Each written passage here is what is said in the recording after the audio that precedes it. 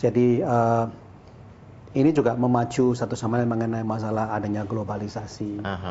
Memacu satu bisnis yang terbuka dan very kompetitif satu sama lain dan sebagainya. And also maybe ada force of democratization, Pak ya. Betul. Yang is a big force to ini for interactions. Something to do with the information access juga ya.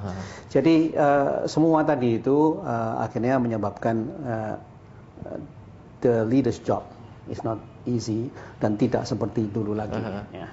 Jadi perubahan-perubahan ini menyebabkan seorang leader harus adaptif, harus responsif, harus cepat mengikuti perubahan-perubahan tersebut, harus inovatif.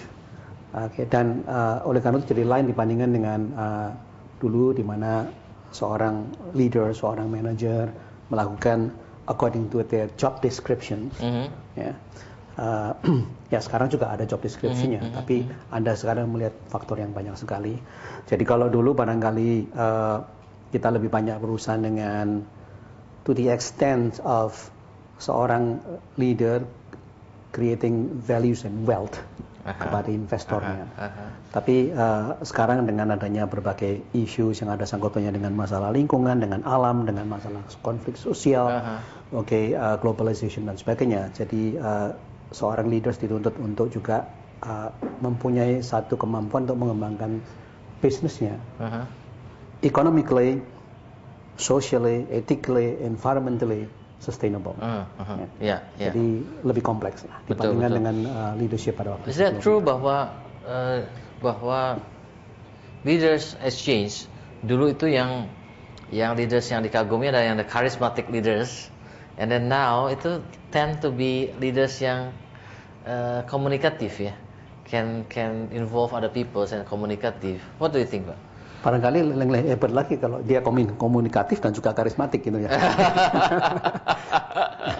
Jadi, I mean, which trait is now yang orang value. Masalahnya jadi kalau saya melihat konteksnya dalam hubungan dengan kalau karismatik di situ adalah menjadi panutan, ya. Tapi kalau komunikatif di sini bukan hanya menjadi panutan, tapi adalah we are working together as a team. Ya, jadi the leaders and the followers mempunyai satu komunikasi yang lebih terbuka dibandingkan dengan yang karismatik. Saya masih melihat bahwa seorang leaders perlu mempunyai satu karisma, ya. Dan having good communications juga menciptakan karisma menurut saya. Ya. Jadi kalau dia duduk di belakang tidak pernah bicara, saya nggak tahu bagaimana karisma itu bisa dibentuk ya. Tapi somehow communication need to be there.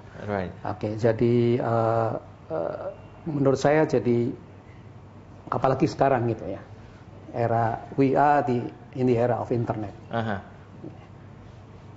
Information itu adalah accessible anywhere. Sekarang persoalannya bukan tidak adanya informasi.